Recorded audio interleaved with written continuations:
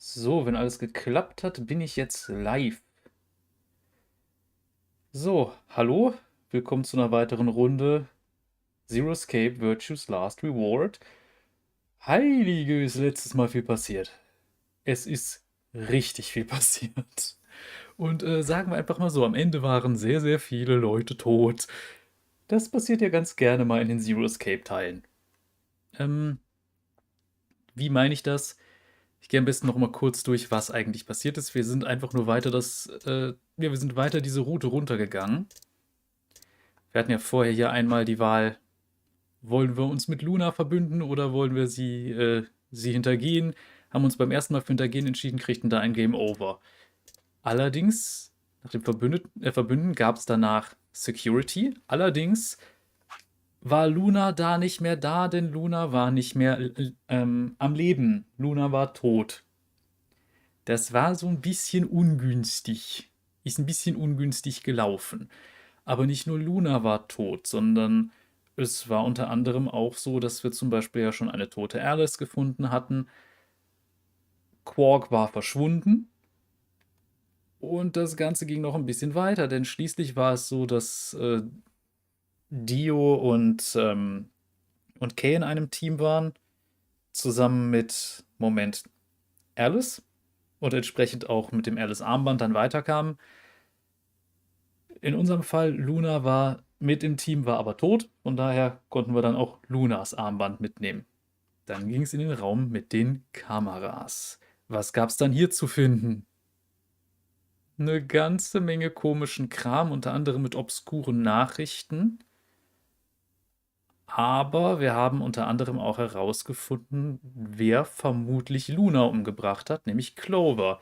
Allerdings haben wir dann, nachdem wir diesen Raum geschafft haben, Tenmyoji und Clover tot gefunden. Die konnten nämlich nicht rechtzeitig in einen Raum rein und wurden deshalb vom Spiel bestraft. Und die waren eben ja, im Grunde mit Handschellen an ein Waschbecken gefesselt.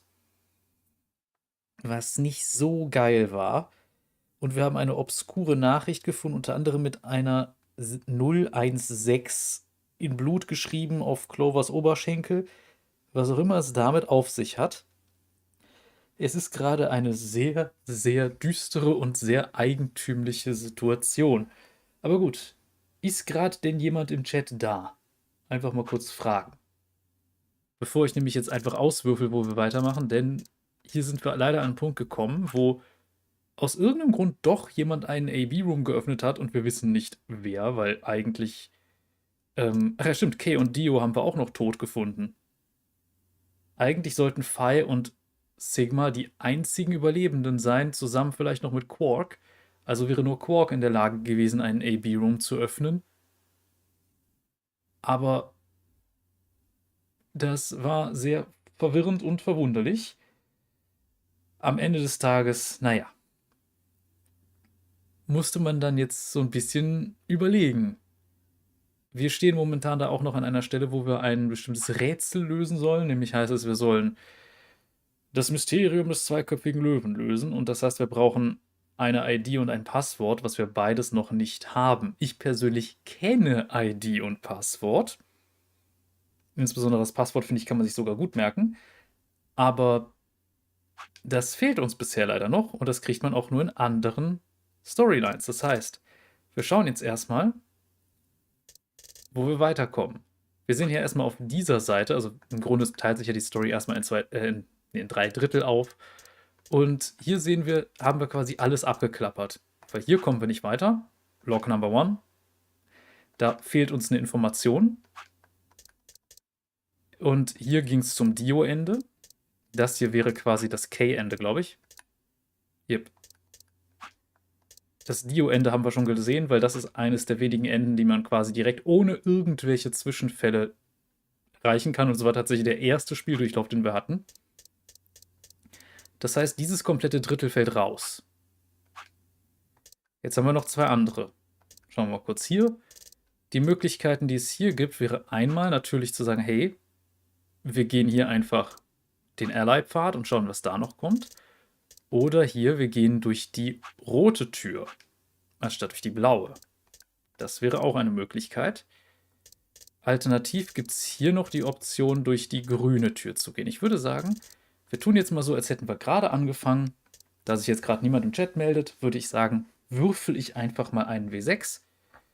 Bei 1 bis 3 gehen wir den gelben Pfad, oder den gelben, oder bei 4 bis 6 den cyanfarbenen Pfad und schauen dann, wo wir auskommen. Es ist eine 5. Wir nehmen also Cyan, das heißt, hier würden wir lang gehen. Hier kommen wir gerade nicht weiter, aber hier kommen wir weiter. Das heißt, wir nehmen jetzt hier mal die grüne Tür und schauen, was das für ein Pfad für uns wird. Ich weiß jetzt gar nicht, mit wem wir da im Team sind. Eine Sache übrigens, worauf man mal achten sollte hier bei den Sachen hinter der cyanfarbenen Tür. Wenn wir den Pfad gehen, ist eine Sache besonders. Abgesehen davon, dass Bomben gelegt werden. Es gibt noch eine andere Besonderheit. Die hat aber bisher noch niemand genannt und die scheint niemandem aufgefallen zu sein. Was ich sehr schön finde. Weil das ist tatsächlich so ein bisschen überraschend, wenn man dann irgendwann drauf aufmerksam wird. So. Ja, wir kennen das Ganze. Moment, ich unterbreche noch mal kurz. Genau, grün. So. As far as how I felt about that. Schauen wir noch mal kurz. No. So, wir hatten nämlich vorher dieses... Ist jeder damit einverstanden? Beim letzten Mal haben wir gesagt, yo. Jetzt hier... Nee. That's not okay. Why not? Because... Oh no, this is bad. Which door do you want then? The only other choices are A and C. I thought about it again. If I went with A, then Luna and I would end up paired with Clover and we'd go through the green door. On the other hand, if I chose C, we'd be going through the blue door with Alice. So which one did I want? I decided to go with... Ja, Green Door, Clover. Das ist das, was wir jetzt nehmen. I want option A. We'll take Clover and go through the green door. What gives you the power to just decide that? That's fine by me. Like I said before, there's something I want to talk to Alice about. Are you going to tell me what this thing is? That'll have to wait. Talk to me again on the other side. Ugh! Now I'm curious. So you're fine with this, Alice? With option A, I mean? Do whatever you want. I don't care. Are there any other objections? Okay, that's it then. Let's go, everybody. 10 seconds remain until chromatic doors close. 9, 8, 7. Das ging ja überraschend unkompliziert. We nodded quickly to one another and split up. Tenmyoji, Dio, and Alice headed toward the red door, while Kay, Quark, and Phi made their way toward the blue one. The gaping maw of the green door bounced in front of me as Clover, Luna, and I ran toward it. 2, 1, 0. Chromatic doors closing. Und dann schauen wir mal, wo wir hier landen. Das Einzige, wo mir jetzt schon ein bisschen vorgraust, ist, dass ich jetzt wieder 2 Frauenstimmen habe, die ich imitieren darf. Wobei die relativ unterschiedlich reden, es geht. Is this a dead end? All 3 doors seem to be locked. Yeah. There's some kind of device over here. I wonder what it is. It looks like the thing next to the number 9 door.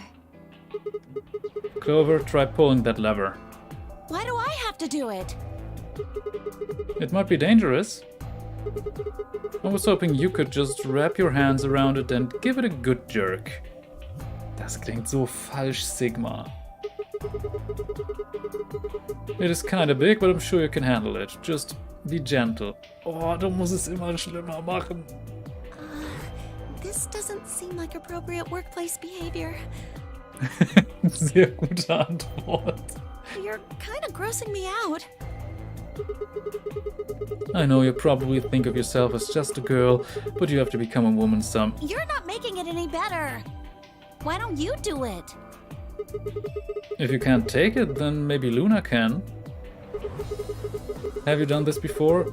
You just start at the base and work your way up, then give it a good tug once you get to the top. What? What is wrong with you? If you're so desperate to give that lever a good time, why don't you do it yourself? Es ist einfach... Boah, Sigma ist mir gerade so unsympathisch. Just leave me and Luna out of your sick fantasies, you creep. Fine. But I won't like it. I sighed heavily and flipped the switch with as much languid disdain as I could manage.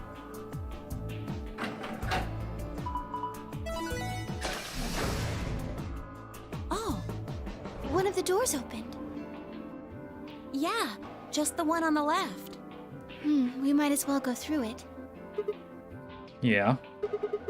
Maybe we should try flipping it one more time, though. I think you could actually manage it with just one hand, Clover. Just do it real fast, it'll only take a second. Just up and down once. Ugh, you are disgusting. Sehr verständlich. Aber schauen wir mal, wo wir landen. Ah, das Archiv.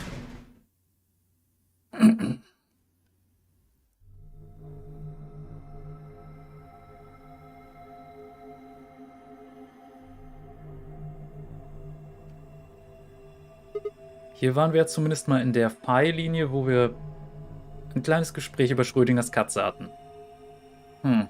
So this is the archives. That's what it said on the door after all, but... Yeah, I didn't really expect it to be so archivy. All these books and stuff everywhere. Maybe we can find some clues here. I agree. Alright, let's split up and have a look around. Allons-y. Warum er auf einmal Französisch spricht, weiß ich auch nicht.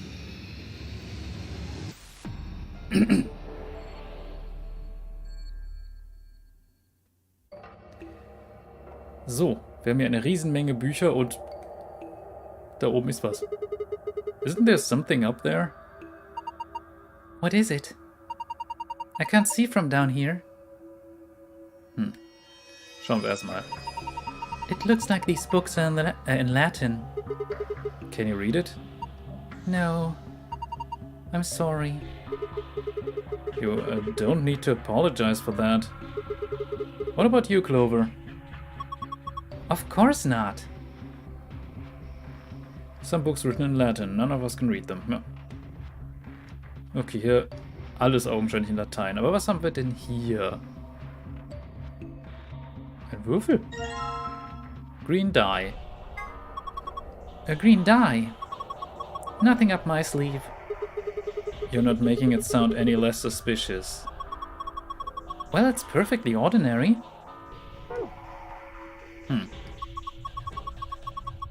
We need to get that lock off so we can open the box. As puzzles go, it's pretty straightforward. You just need the right 5-digit number. Enter the correct numbers to open the lock. Select the dial once to advance it by 1 notch.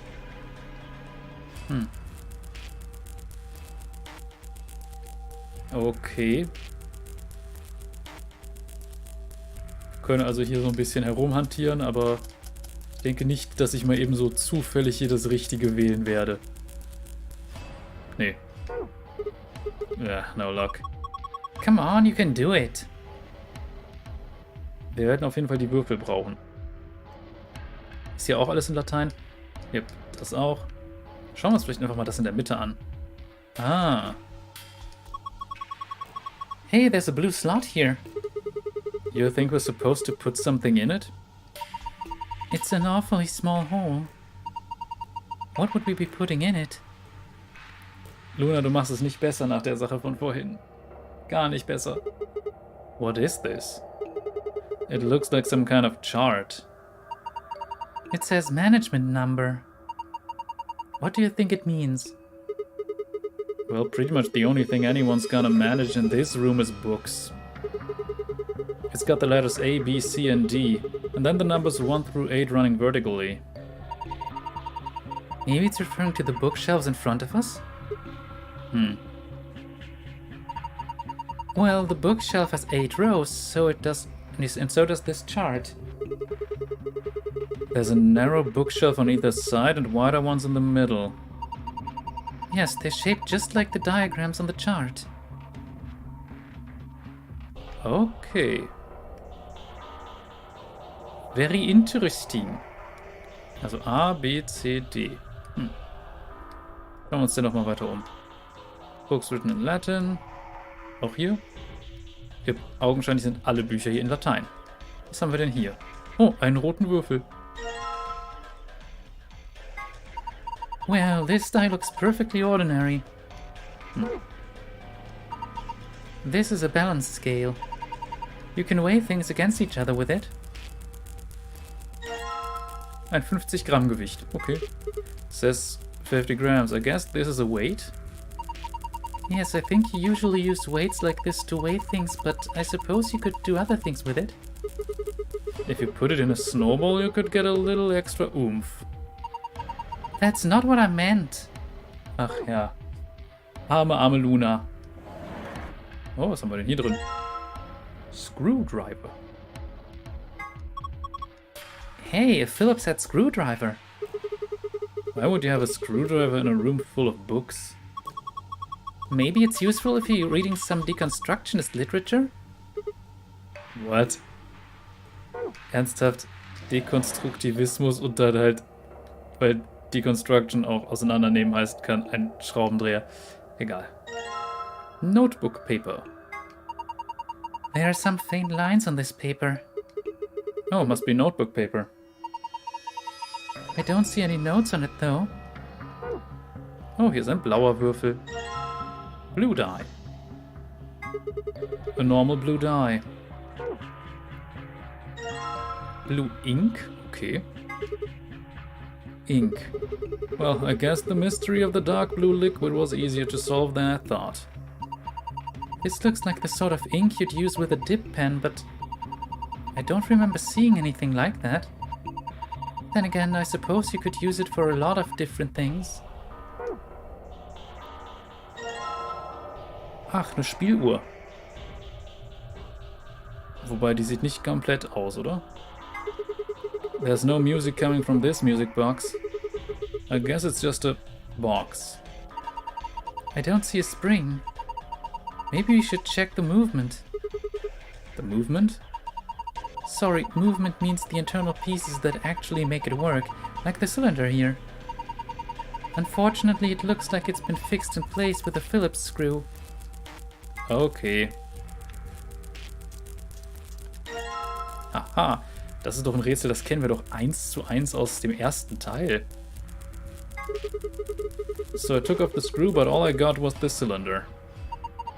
Then maybe the cylinder is what's important. Ja, machen wir mal Tinte drauf. Alright, now I have a metal cylinder covered in ink. Wonderful. What are you going to do with it?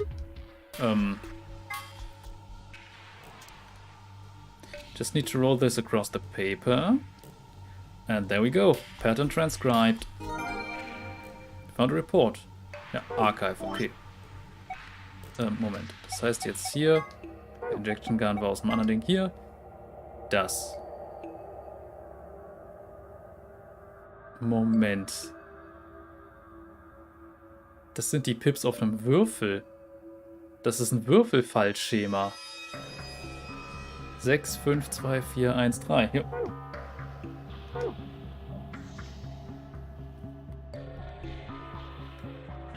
Okay, gibt es hier sonst noch irgendwas, was ich übersehen habe? Ah, hier ist zum Beispiel ein Buch, das ein bisschen heraussticht. Huh, one of these things is not like the others. You're right, it's a different color. Let's have a look at it. Blue book. The Stairway. Okay. Hier. Go up. A52. Okay. Nice blue hardcover book. I guess the title is The Stairway. Hey, there's something written on the back cover of this book. Ja. Dann suchen wir jetzt also augenscheinlich Bücher, die so ein bisschen aus ihrer Reihe herausstechen. This book is different too. Maybe you should take it with us. Go Up. A book with a red cover. Its title is Go Up. And this one too. It's The Stairway. B0630. Ach. Moment. 2, 3, 4, 5, 6. Ich verstehe. Die geben also Koordinaten an. Jetzt hier wäre A05, 02, also 1, 2, 3, 4, 5. Und ja, so geht's. Aber schauen wir uns um, ob uns noch ein weiteres Buch auffällt, das so ein bisschen aus der Reihe tanzt. Ah, hier ist ein oranges Buch, das so ein bisschen rausfällt, und da hinten ist ein grünes. Here's another book that doesn't match. That makes 3. And Lion. To the Sun, okay. A book with an orange cover. Its title is And Lion. It says something on the back cover of this one too. Yo. Is this the last audiobook out? I think so. I double-checked all the shelves. To the Sun, und hier haben wir dann And Lion. A book with a green cover. Its title is To the Sun. Huh? It says something on the back of this book, just like the others. Ja. Okay, jetzt haben wir hier also eine Reihe Bücher gesammelt. Kann man hier irgendwas machen? Management chart for the bookshelves. Placement. Ich muss irgendwas übersehen.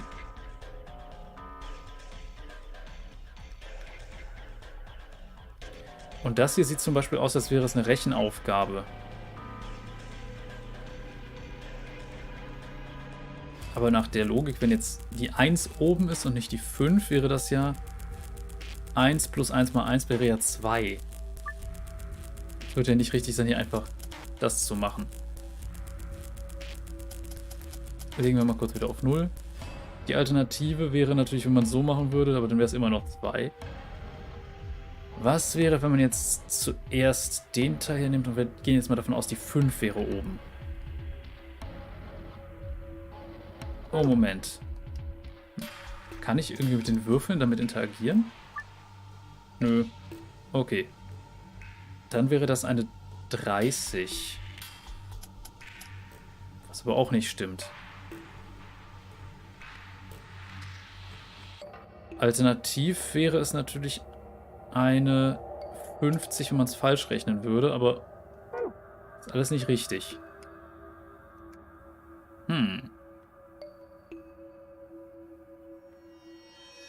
Ah, Moment. Kann ich die Waage benutzen, um die Würfel zu wiegen? If you put things on both sides, then you could compare them, but do we actually have anything to weigh? Well, the scale had a die and a weight on it when we found it. We've got 3 dice. I think we should be able to figure out what they weigh using this weight. So. Press the A button and use the left stick to place the dice where you want them. Select the check button on the scale. Selecting the check button on the scale will compare their weight. When the skill's activated, press the check button switches to the reset button. Select the reset button to move on to other measurements. Once you're done weighing things, select the back button and leave. Ja. Ist hier kompliziertes Spiel. Na, es ist im Grunde gerade Point-and-Click-Adventure. Kompliziert ist vor allem die Story. Jetzt schauen wir erstmal. Ah, okay. Rot wiegt genau 50. Grün ist schwerer als 50. Und Blau ist wahrscheinlich auch schwerer. Ja. Wie sieht es denn jetzt aus im Vergleich mit 100? Der Grüne wiegt also 100. Jetzt sag nicht, der Blaue wiegt 150. Nein, 150 ist mehr. Das war aber auch zu erwarten. Das heißt, der blaue...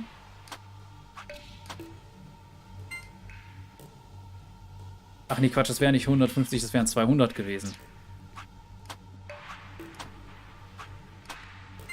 So, jetzt haben wir es. Das heißt, der blaue wiegt 150, der grüne wiegt 100 und der rote wiegt 50. Don't think this scale is going to unlock a box when we fulfill certain conditions or something. It certainly doesn't look that way. I think all we're supposed to do is weigh things. Im Grunde ist es ja gerade...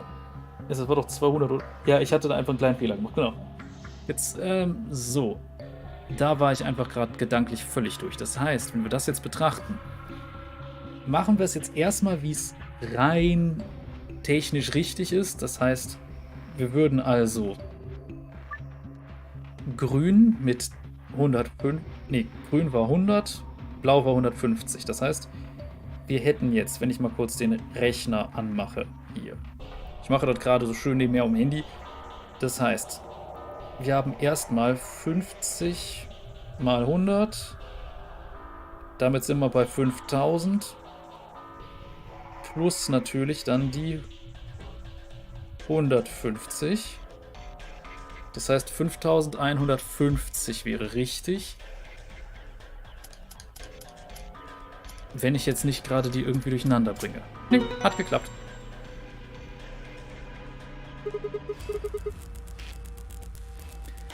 There we go, unlocked. Good job. Let's open it. Und dann schauen wir mal rein und sehen...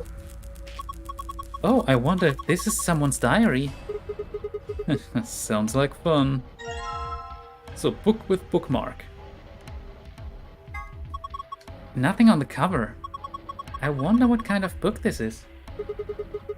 Let's open it up. I can't read it. I think this is Latin. Looks that way. Well, it's not a total loss. There's a bookmark at least. Maybe we should take that. Wir fanden a bookmark. Okay, man kann im Archiv drauf gucken. Moment, hier, das war das. Ach, Blödsinn, das hier brauchen wir. Moment. Das entspricht doch... Okay. Die Frage ist, wofür wir das brauchen. Wir haben jetzt hier also zwei Dinge, die definitiv zusammengehören. Das heißt 6 und 1 für blau, 5 und 2 für rot, 4 und 3 für grün.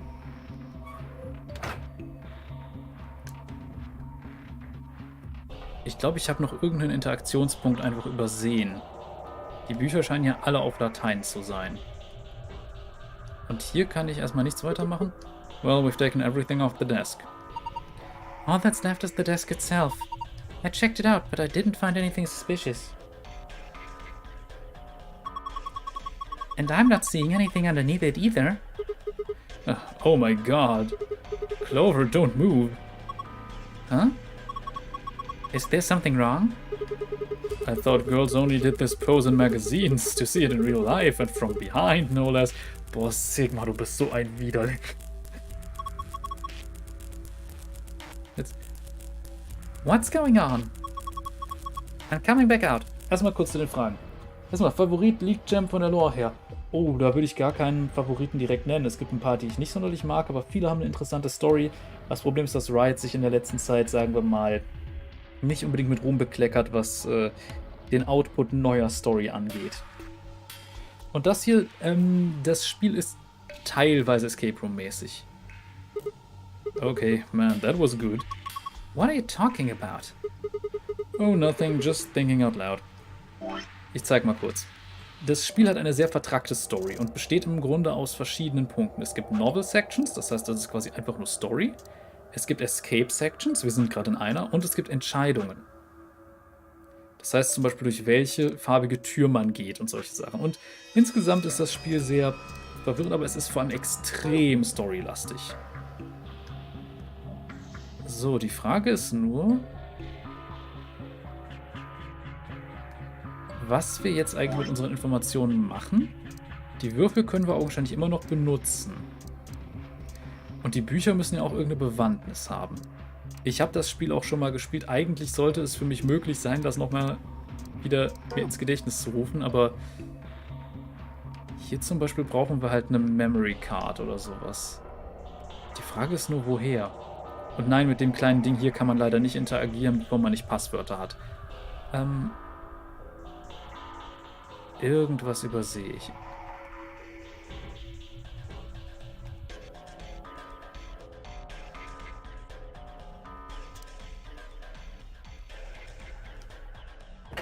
Hier war sonst nichts mehr drin, ne? There's nothing else in here.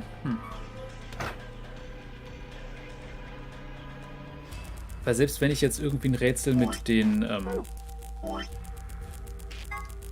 Dingern löse, habe ich ja immer noch das Problem, dass mir das alleine noch nicht weiterhilft, wenn ich nichts habe, wo ich das angeben kann oder eingeben kann.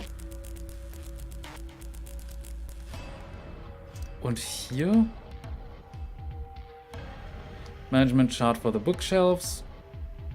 It relates to the placement of the books on the shelves or something. Und dann ist man wieder hier und das bringt halt auch nichts. Jetzt, man wird nicht jünger. Worauf bezieht sich das jetzt gerade? Oh Mann. Dass ich einfach jetzt hier gerade lange brauche? Ich schaue nochmal kurz. Was haben wir hier? D0703. Wenn wir jetzt hier drauf gucken, D ist das hier. 1, 2, 3, 4. Und das war auch von oben nach unten durchnummeriert, oder? Ja. Also das. Und hier hatten wir ja schon eins rausgenommen. Ach nee, Moment.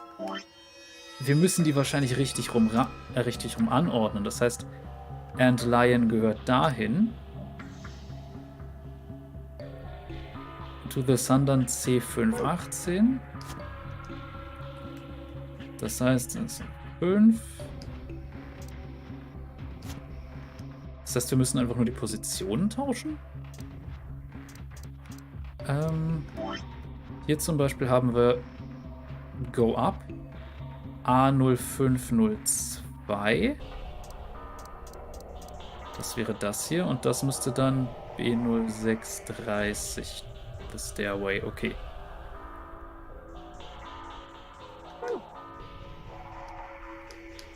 Hier, so.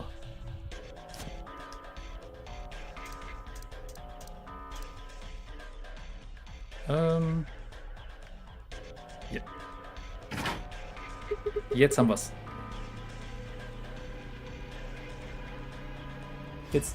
Ach ja, genau, ich müsste es eigentlich noch kennen, weil ich es ja schon mal gespielt habe. Das ist nur lange her. Aber es ist einfach meine liebste Visual Novel Reihe. Also das ist der zweite Teil dieser Reihe. What was that? I think it came from the other side of the wall. No, that wasn't the wall. I think it came from the bookshelf. What's happening? Übrigens in vielen... Oh, stimmt, ja, das passiert.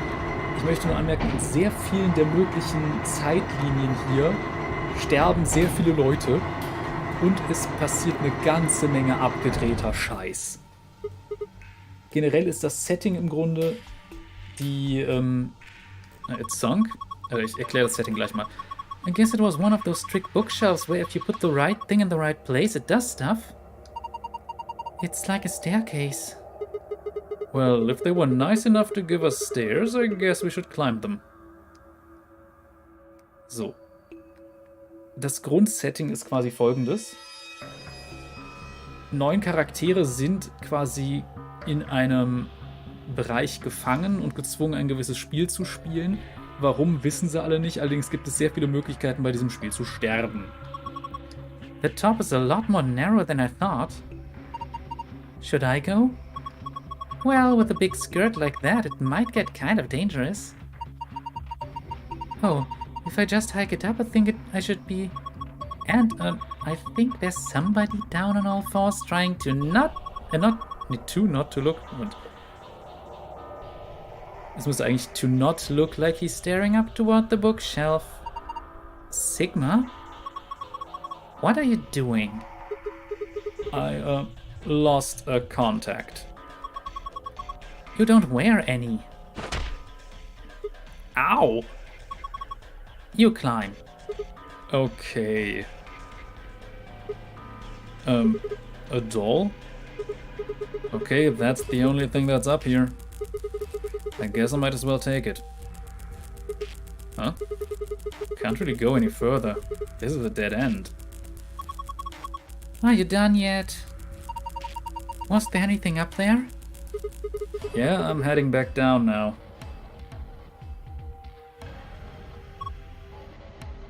So? Did you find anything? No puzzles or anything like that. Just that stuffed animal? Ja. Kann man damit irgendwas machen? Oh, der hat einen Reißverschluss hinten. That's a funny looking dog. Dog? I'm pretty sure that's a lion. This is a lion? It doesn't really look like one. Nah, it's a lion. Oh, hold on. There's a zipper on its back. Let's see what's inside. Memory card. Here you go. This was inside of the lion. Dann schauen wir mal, was passiert, wenn wir das hier reinpacken. Alright, I've got this blue memory card. And there's a blue slot in the stand. Well, let's see what happens when I put it in then. What's going on here? It's showing the dice. I wonder what the puzzle is. Well, there's only one way to find out. Roll the 6 dice to move them to where they need to go. Choose which die you would like to move by selecting it. You can roll it vertically or horizontally using the directional buttons. Jetzt gehen wir mal kurz in unser Archiv. Oder Bookmark, das heißt, ich weiß nicht, ob es ausreicht, einfach um die richtigen Farben dahin zu packen. Ich glaube, es müssen auch die richtigen Zahlen sein.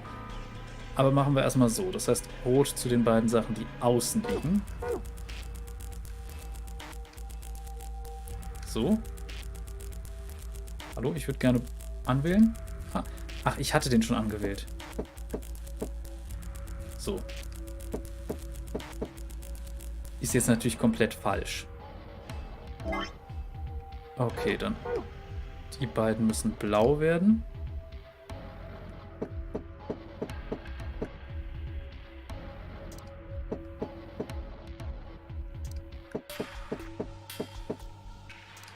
Und dadurch... Oh, das hat schon gereicht. Allerdings für das blaue Passwort nur. Yes, I did it. Good work, Sigma. That was amazing. The colors changed. Do you think... Let's take a look. Wait, is this... Yeah, it's the password to the safe. So, wir haben also das Passwort gefunden, das ist gut. Allerdings brauchen wir natürlich noch das grüne Passwort. Und hier müssen, glaube ich, dann die Zahlen stimmen. Das heißt, jetzt hier müsste zum Beispiel eine 6 und eine 5 dahin. Schauen wir mal kurz. Moment, war die 5 außen? Ich glaube, die 5 war außen. Ja. Kriegen wir eine 6 einfach so? Nicht so dahin, aber... Ach komm, probieren wir es auch einfach mit den jeweiligen Zahlen. Das heißt hier... Für die 6 brauchen wir noch ein bisschen... Ah, so. Als nächstes brauchen wir dann eine grüne 4.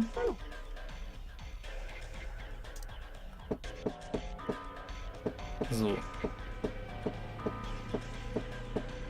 Ich glaube, wenn man nur lang genug rollt, müsste... Ne, wir kommen so nicht auf die 4. Aber wenn ich das jetzt so mache, ja. Jetzt bräuchten wir eine 1 an der Stelle. Zack. Und dann brauchen wir noch eine 3 da unten. So, und eine 2 da. Oh, nee, da hat es gereicht, dass es rot drauf war. Okay. Putting the same answers before doesn't seem to do anything. The screen still looks the same. Das wollte ich nicht, verdammt. Oh, muss ich den Mist jetzt nochmal machen? Das ist doch nicht wahr. Okay.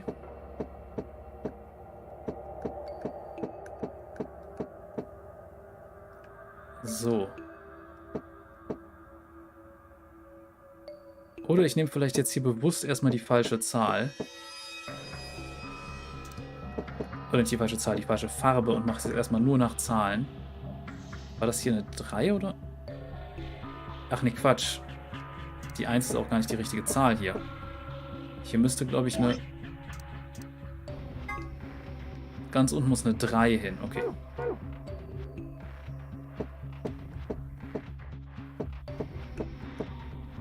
Und... Ne, die 3 kommt so nicht nach oben. Aber... So vielleicht... Nee.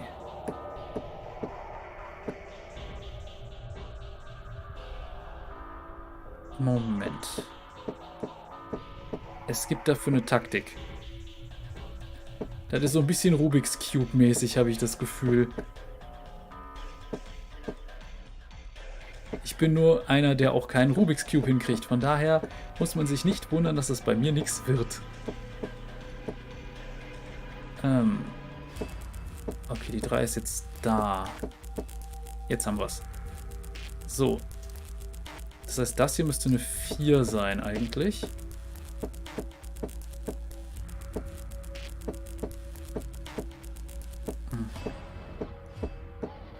Moment. Ich rolle jetzt einfach hier mal rum und hoffe, dass es dann... Ah, okay, hier haben wir eine 4. Die wir aber nicht so nach oben bekommen.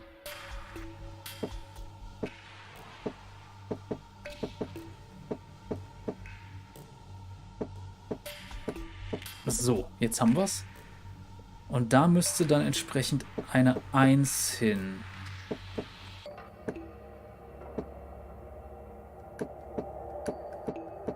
Okay, so wird das leider nix. Moment.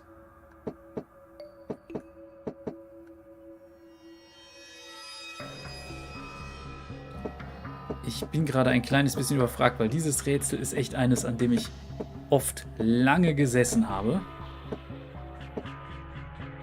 Aber das bringt nichts. Okay. Mit anderen Worten, die Farben müssen auch stimmen. Oder, Moment, ich muss mich kurz stumm schalten.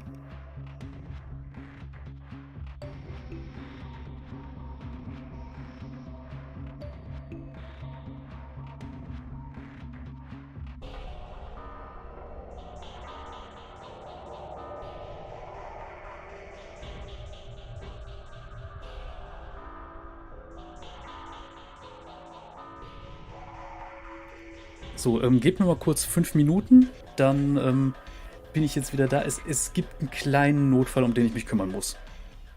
Dauert aber nicht lange, keine Sorge.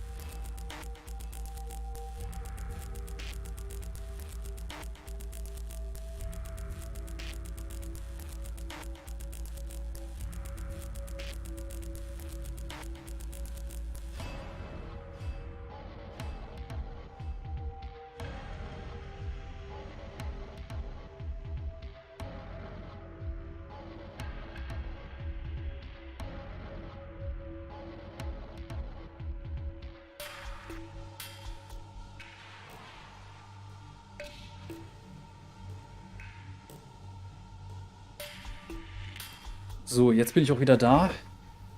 Sorry, hat ein bisschen gedauert, aber gut. Wo waren wir? Ach ja, genau. Wir müssen jetzt noch die austauschen. So, das heißt, hier muss eine 3 hin. Moment, es ist gerade bei mir sehr viel rumprobieren. Okay, die 3 ist da, dann klappt das so. Okay.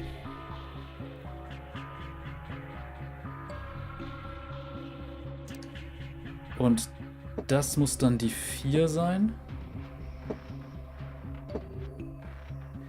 Ah, okay, das ist jetzt gerade richtig blöd positioniert.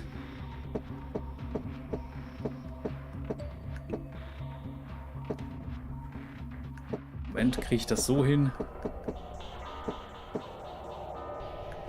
Ach, das ist so ätzend.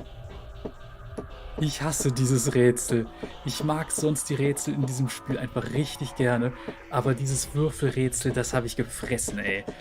Es ist zum Kotzen. So.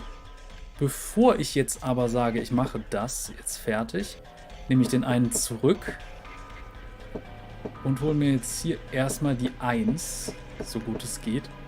Moment.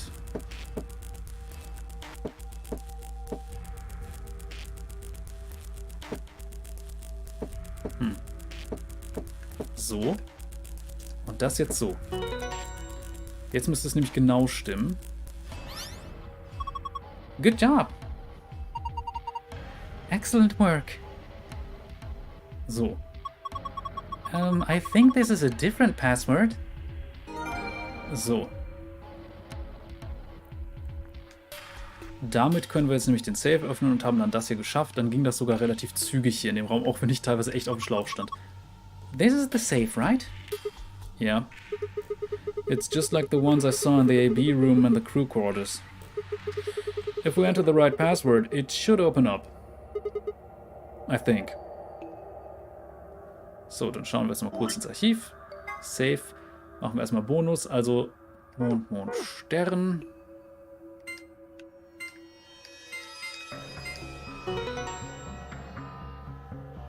Läuft doch. Awesome, it's open.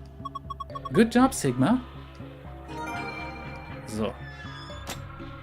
Und jetzt den richtigen Safe. Oder das richtige Safe-Passwort. Pass, Safe Archives. Sonne, Sonne, Mond in den Ecken. Zack. Und damit haben wir es geschafft und kommen raus. Ha. It opened. Good, good. Well done.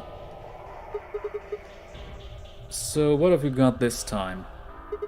First, a map. It says floor B. The one we found in the cabin said floor A.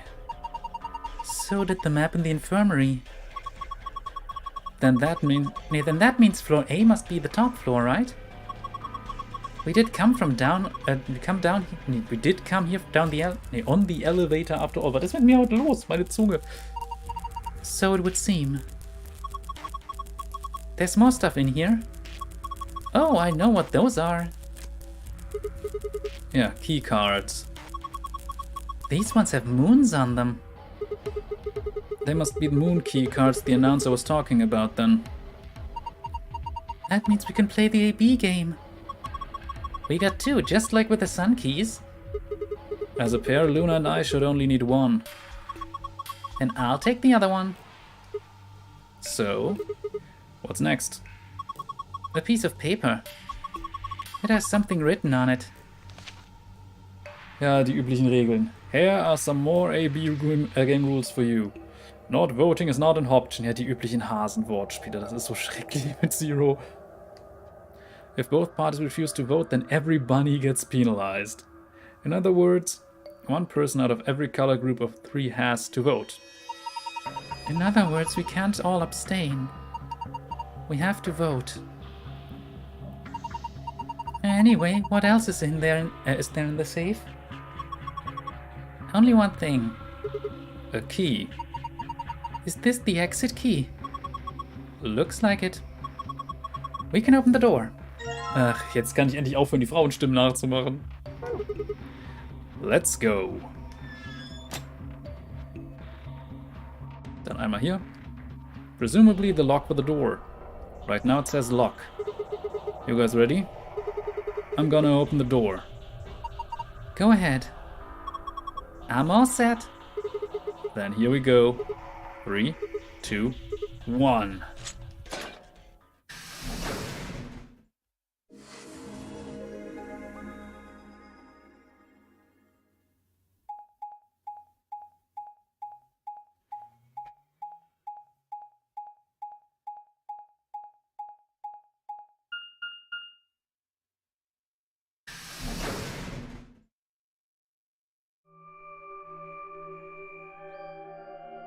Und wir sind mal wieder hier. Is this another warehouse? It looks like it. Just like the one on floor A. There's graffiti on the wall here too. It's something different though. Memento mori if the 9th lion ate the sun. Did they make a mistake? That isn't how you spell it. They added that E to 9th, but why? Yeah. That is weird. What does it mean? Well, I think memento mori is Latin for something like remember death or don't forget your mortality.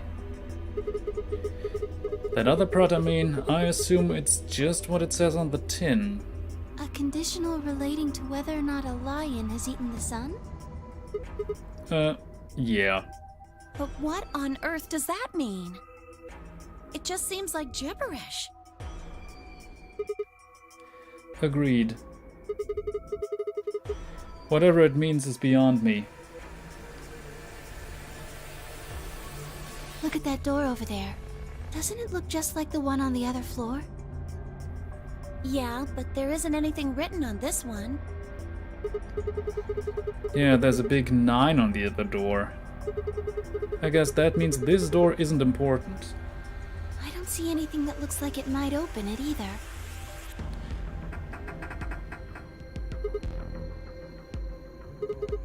Yep, nothing. Not opening. Of course it isn't. I mean, look at this thing. It's solid steel. Well, how do you open it then? From the other side, maybe? The other side? Hey, what's the deal with those doors over there? The ones that are glowing white. Do you think they could be chromatic doors?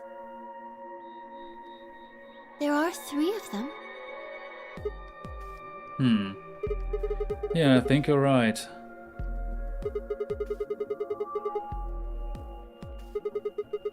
These must be the next set of chromatic doors we're supposed to go through. But they're all the same color.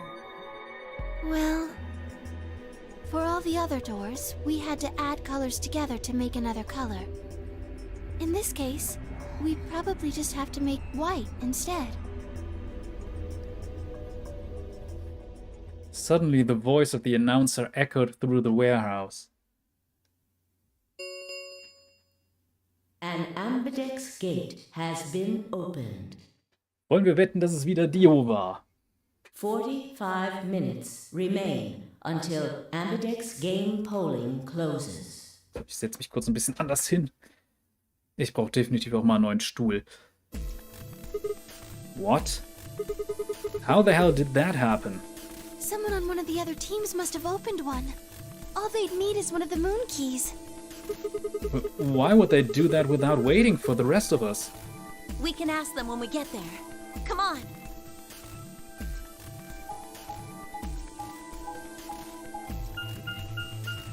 Ach ja, die Transition Screens mal wieder.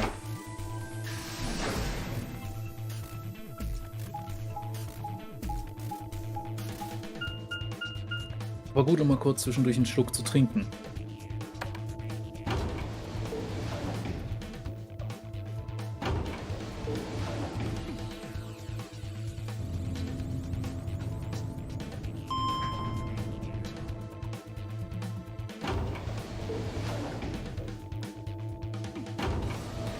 Boah, das dauert so lächerlich lange. Das ist absurd und man kann es nicht überspringen. Warum zum Geier muss immer gezeigt werden, hey, guck mal, hier öffnet sich eine Tür.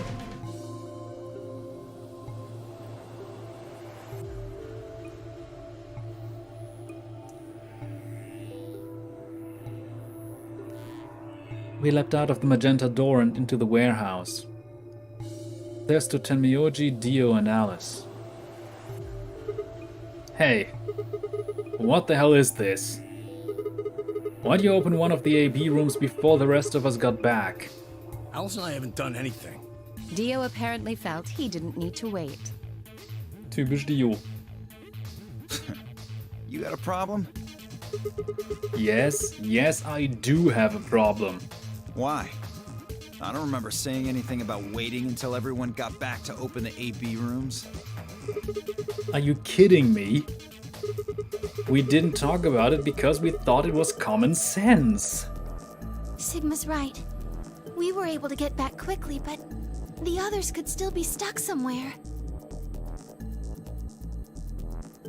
No sooner were the words out of her mouth. Oh, thank goodness. You're all here. Did something happen? Yes. It's Quark, you see. What? What happened to Quark? He collapsed.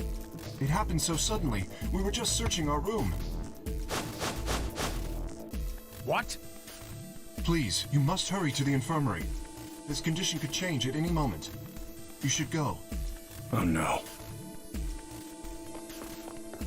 Tenmyoji shoved Kay aside and leapt through the yellow door. The rest of us exchanged a few startled looks, then ran off after him.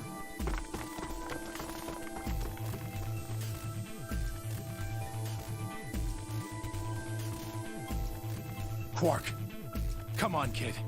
Get a hold of yourself. Tenmyoji grabbed Quark's shoulders and began to shake him desperately. Das kennen wir doch, oder? Ja, das können wir skippen. Wieder die Radical 6 Diagnose. Quark kriegt... jetzt gibt's hier wieder den Punkt, ob wir irgendwas gefunden haben. In the archives? No, that was just piles and piles of books and papers. Not even remotely like medicine there. And nothing even remotely like medicine there. What about you, Kay? Was there any medicine in your room? I'm terribly sorry. There was nothing of the sort in the garden. Plenty of vegetation, but unfortunately, no medicine. Oh God. Then he's going to... Oh God, no. Look, just to be sure. Where did the three of you go? The pantry. There was tons of food everywhere, but Excelivir? Nothing. Ja, das kennen wir wieder. Quark hat seinen kleinen Anfall und wird dann gleich erstmal stillgelegt.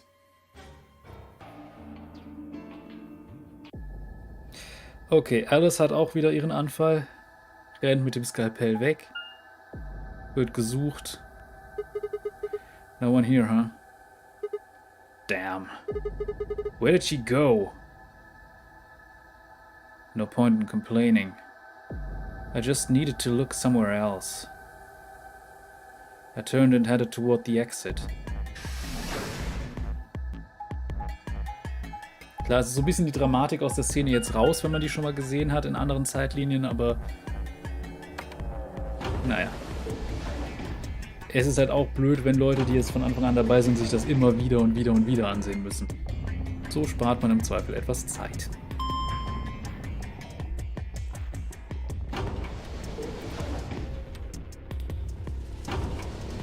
Aber diese Transition Screens mit den Türen, das ist so absurd.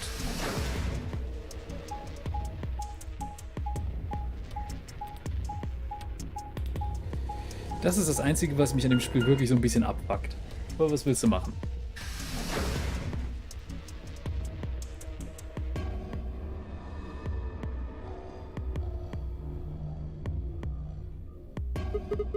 So, this is the pantry, huh?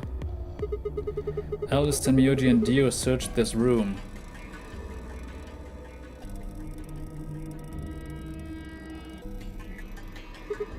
Damn.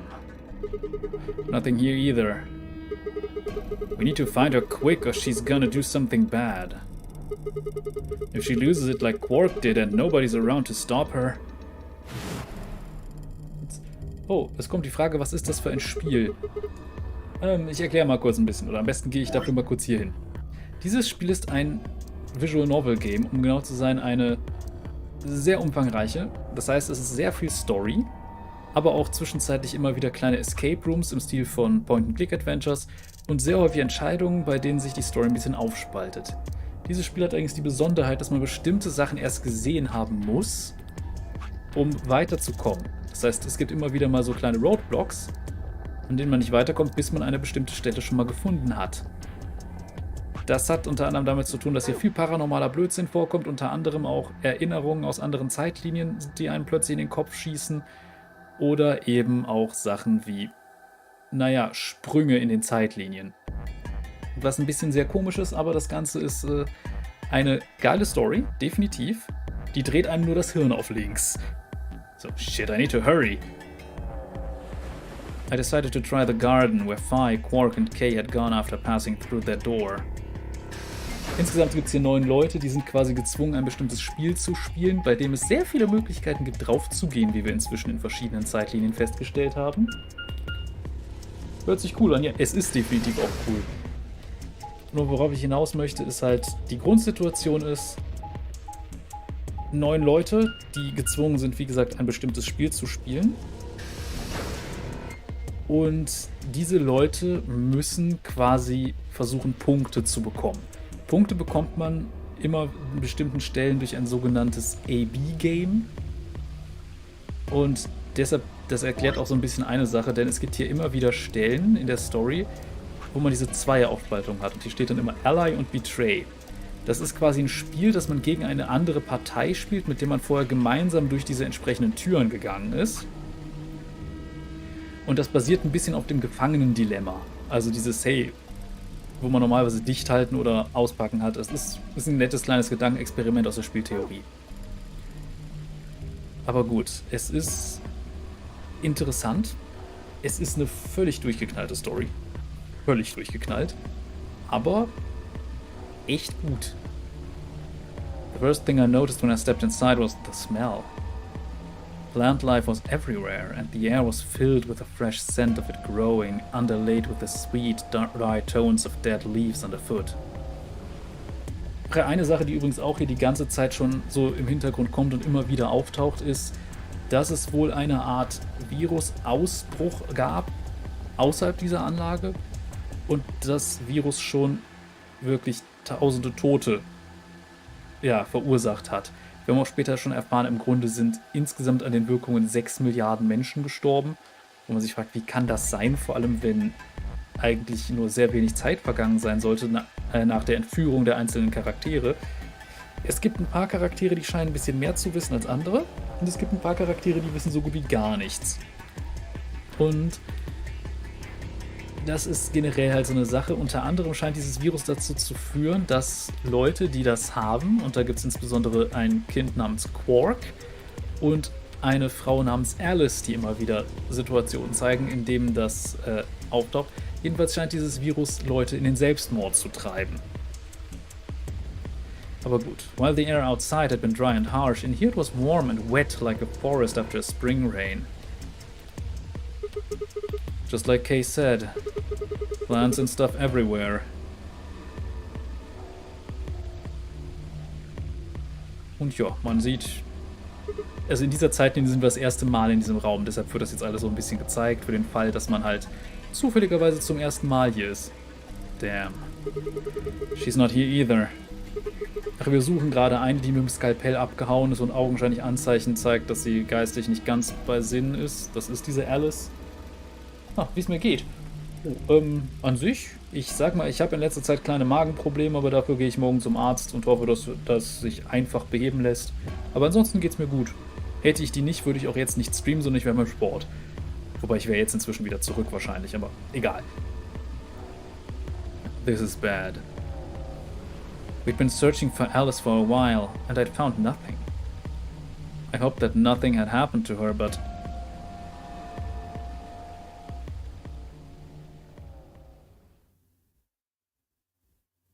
I searched every corner of floor B.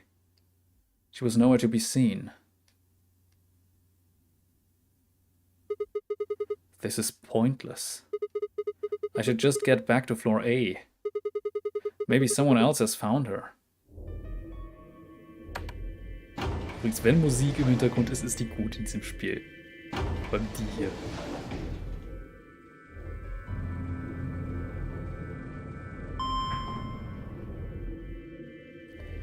Ja, das Ätzende sind mal wieder die Transition Screens, aber hier passt es zur Spannung. Man denkt, okay, irgendwas passiert. Wenn diese Musik kommt, merkt man, irgendwas passiert gleich. Gleich passiert irgendwas Schlimmes.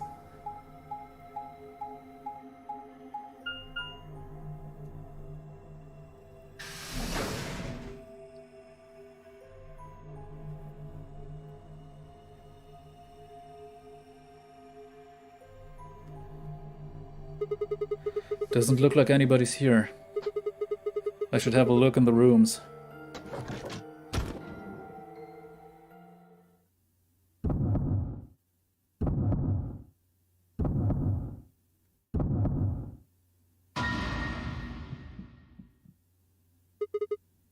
Alice! The first thing I saw when I stepped through the door was the blossom of red on her chest. Übrigens die Musik jetzt im Hintergrund. Das ist einfach richtig übel. Und wenn die Musik kommt, weiß man, jetzt ist wirklich die Kacke am Dampfen. It was almost like getting punched. I stopped short, my body refusing to move. No. Why did this happen? I forced one shaking foot forward, then the next. My legs began to wobble and I put a hand against the wall to steady myself as my heart thundered in my chest. Calm down. Calm down. This looks pretty bad, but you don't actually know anything yet. Yeah, that's right. Maybe it's not too late. Maybe we can still save her. Then at last I pressed my fingers to her neck, and those hopes were dashed.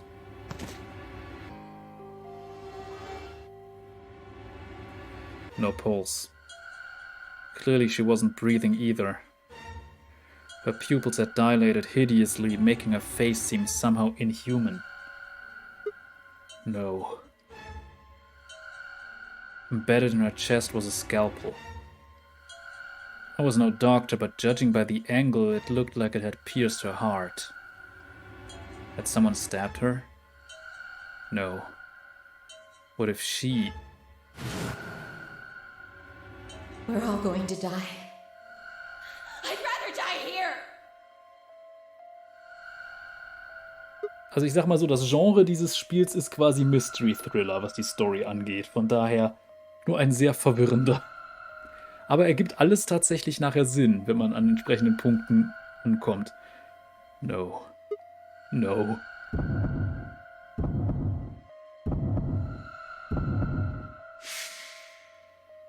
Something in my brain snapped. Ich werde jetzt mal nicht ins Mikro schreien, aber ihr könnt euch vorstellen... A scream clawed its way out of my body, taking my mind with it. The last thing I felt was my body slumping to the floor as the world went dark. When I came to, I was floating in a field of nothingness. Jetzt Game Over ist nicht richtig Game Over. Das ist mehr so eine Stelle, um einem zu zeigen, dass hier irgendwas... Ja, jetzt sehen wir nämlich hier, dieser Roadblock, Where Did Alice Go, ist jetzt das hier. Das heißt, wir müssen quasi einmal diese schlechte Stelle gesehen haben, um hier weiterzukommen. Das ist quasi eine Sache, wo man einfach lernt, dass es solche Stellen gibt und dass hier irgendwas mit paranormalen Fähigkeiten ist und, naja, wir werden es jetzt gleich sehen. Das ist jetzt einfach nur die Stelle nochmal. Ich kann ein paar Sachen überspringen. Then suddenly the nochmal. Then suddenly the world shifted. Und das ist eine Sache, die in der Story immer wieder vorkommt. An einigen Stellen müssen wir gewisse Dinge gesehen haben. For just an instant, I was somewhere else entirely. My mind reeled, and then, just as I'd begun to adjust, it was gone. As if nothing had happened. What was that? It was the same sensation I'd felt when I saw the vision of the bombs exploding. Had it been a premonition? This is bad. I need to find Alice now. But where could she be? Damn it, Alice, where are you? Jetzt wissen wir's. Crew Quarters. Jetzt geht halt nicht einfach alles nacheinander durch in dieser Reihenfolge, sondern wir können sagen, hey, here, what about the Crew Quarters? Yeah. Yeah. That has to be it. I set off at a dead run. Das ist quasi noch mehr oder weniger Tutorial eigentlich dafür. Wir sind nur vorher schon öfter über solche Punkte gestolpert. Weil das Spiel kann ja nicht sagen, welchen Pfad man geht. Das kannst du ja nicht voraussehen.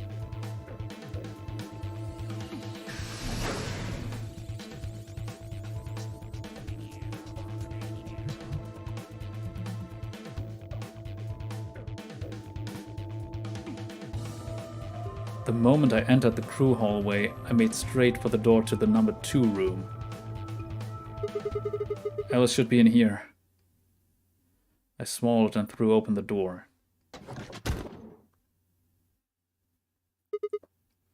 Bitte nichts über das Outfit sagen, ich weiß auch nicht, warum man sich dafür entschieden hat.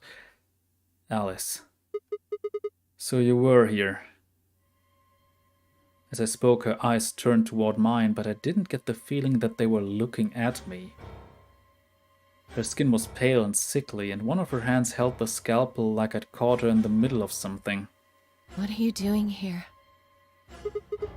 It's okay. I'm just here to help you.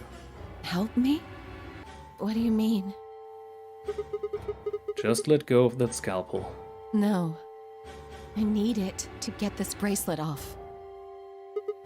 Hm? Ach ja, genau, diese Armbänder sind für dieses Spiel relevant. Jetzt, englische Aussprache hört sich so gut an, auch manchmal klinge ich trotzdem sehr kartoffelig. Ich habe halt einfach Übung, weil im Studium halt sehr viel auf Englisch war. Also ich habe jetzt nicht im Ausland studiert oder sowas, aber ich bin studierter Biologe und wenn man Naturwissenschaften studiert, kommt man einfach um Englisch nicht rum. Einige meinen auch unter anderem dass ich manche Worte ein bisschen sehr britisch ausspreche, lustigerweise. Das liegt einfach daran, dass meine alte Englischlehrerin in der Schule uns diese Aussprache so beigebracht hat. Aber worauf ich hinaus wollte, die Armbänder, die die Charaktere ja alle tragen, sind quasi für dieses Spiel relevant, enthalten aber auch Dinge, die, sagen wir, sehr gefährlich werden können. Nämlich unter anderem ein Muskelrelaxanz, das Leuten, die die Regeln brechen, gespritzt wird. Und die einzige Möglichkeit, dieses Armband loszuwerden, ist entweder das Spiel zu gewinnen und zu entkommen oder sterben. Wenn der Puls 0 erreicht, fällt das Ding auch ab. So, Remember what Zero Jr. told us? Der Zero Jr. ist quasi eine KI, die das Ganze überwacht. Zero Senior, also quasi der den programmiert hat, soll einer der Charaktere sein. Wir wissen aber noch nicht welcher. Na gut, ich muss zugeben, ich weiß es, aber das liegt daran, dass ich das Spiel nicht blind spiele. Von daher... The bracelet comes off when your heart stops. So I just have to... Stop! Before I even finished the word, I was running. I grabbed both her arms and wrenched them back, pulling the blade away from her chest. Ach, übrigens, was die Aussprache angeht, also ich habe halt nicht nur Vorlesungen auf Englisch gehabt, sondern ich habe auch Vorträge auf Englisch gehalten. Irgendwann kriegt man einfach ein Gefühl für die Aussprache. So. Man sieht, das ist gerade dramatisch. Let me go! I have to do this! I can't take it anymore! This whole thing is like a nightmare I can't wake up from. The only way I'm going to get out of here is to die! Knock it off! With a grunt, I tore the scalpel from her hands.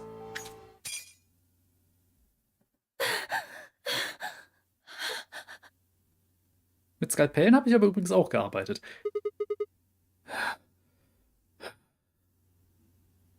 It was a second before I felt a burning pain in my left hand.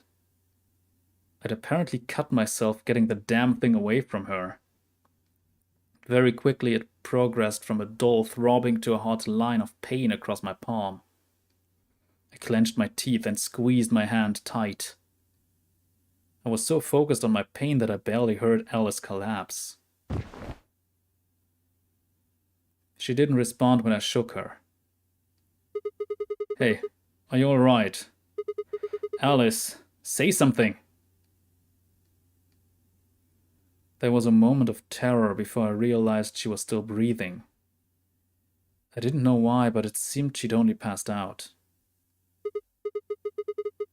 Jetzt spielt man immer denselben Charakter. Ja, also es ist so, es gibt 3 Teile von der Reihe. Den ersten Teil habe ich schon hier gestreamt. Das ist 9 Hours, 9 Persons, 9 Doors.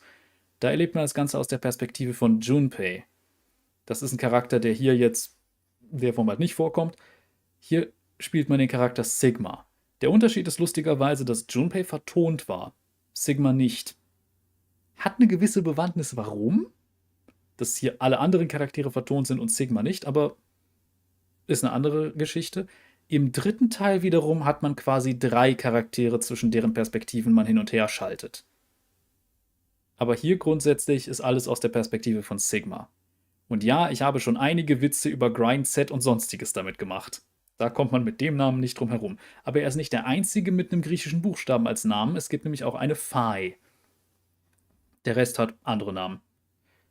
Shit, what am I supposed to do now? Oh man. Maybe the infirmary? It's got all those medical things. Ich überlege gerade, wie man dieses Wort ausspricht. Void? Egal. Buoyed by adrenaline, I hefted Alice's body and took off toward the infirmary. Sigma ist ein relativ großer, kräftiger Typ tatsächlich. Junpei hingegen war halt im ersten Teil so ein bisschen schmächtig. Aber man wollte auch einfach einen Unterschied haben. Alright, please pay attention, everyone. Ja. Luna ist quasi die Ärztin. Also sie hat zumindest eine medizinische Lizenz. You need to hear this. The Atom has finished scanning Alice. What did it say? Her results are identical to Quark's. She has also been infected with Radical 6. Da sahen wir mal die verschiedenen Charaktergesichter noch. I had called everyone else back after I'd brought Alice to the infirmary. 7 sets of eyes widened as Luna spoke. Oh no. Clover ist übrigens ein Charakter, der schon im ersten Teil vorkam. Und streng genommen ist das, wenn man es so sieht, ihr drittes Nonary-Game, an dem sie teilnimmt. Also diese Art von Spiel. Alle Male nicht freiwillig. No! What's going to happen to her? Well, like I said before, there's only one way to cure Radical 6. It's a special antiviral treatment. Whether or not there's any around here, though.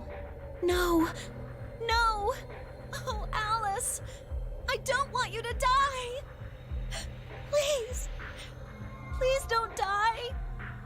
Hierzu muss man auch sagen, Clover und Alice kennen sich und arbeiten zusammen. Allerdings, naja. I don't want to be alone! Don't die!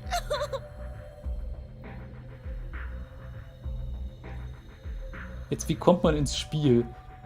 Du meinst, wie die Charaktere ausgesucht wurden? Das wissen die selber nicht.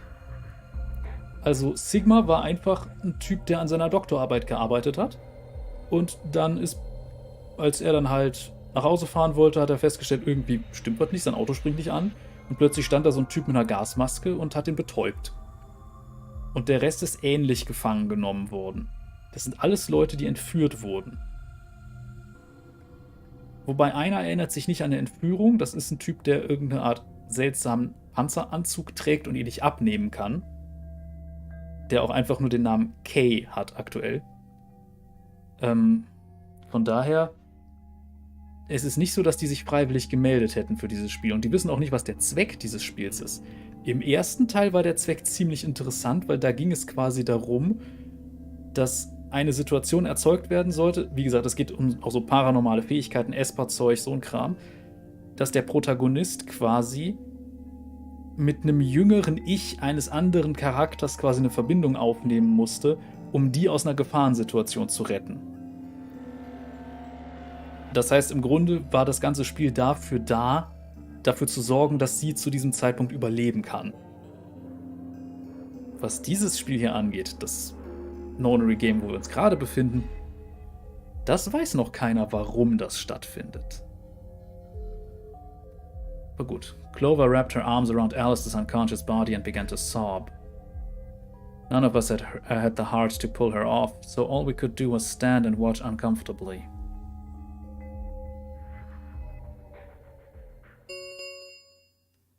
Ten minutes remain until Ambidex Game Polling closes. Da muss ich jetzt ein kleines bisschen noch zu erklären, was ist das Ambidex Game Polling?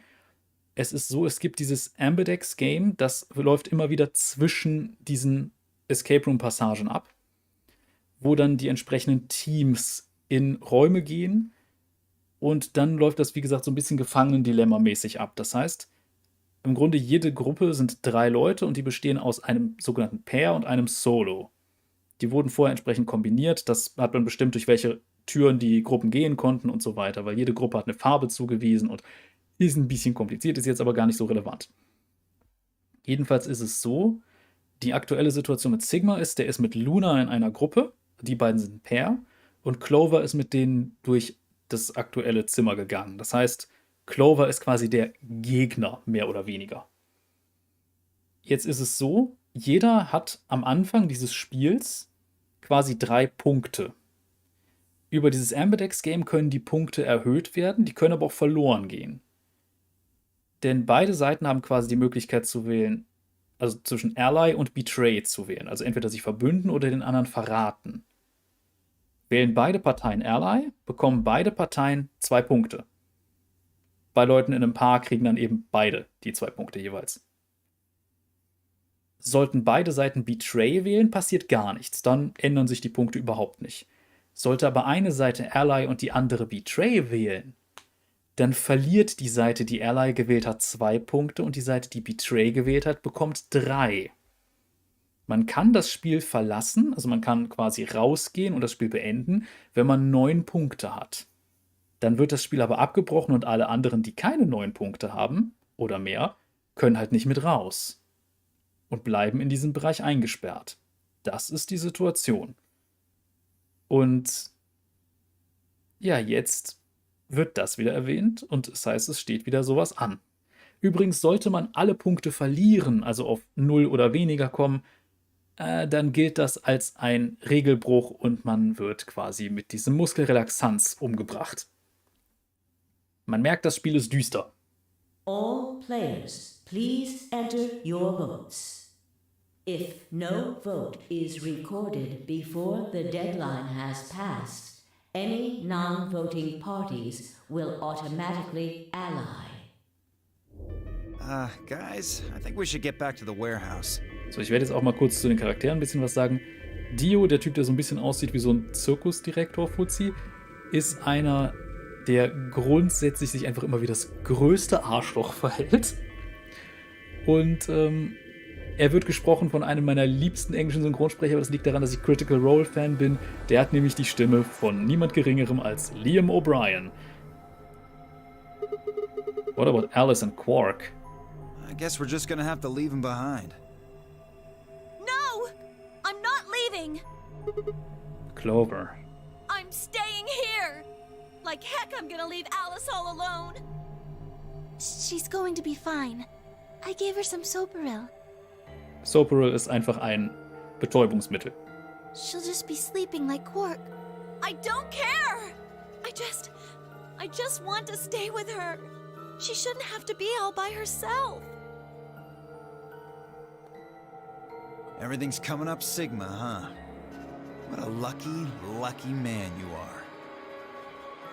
You two are gonna be playing against Clover. If she doesn't vote, then she'll default to Ally.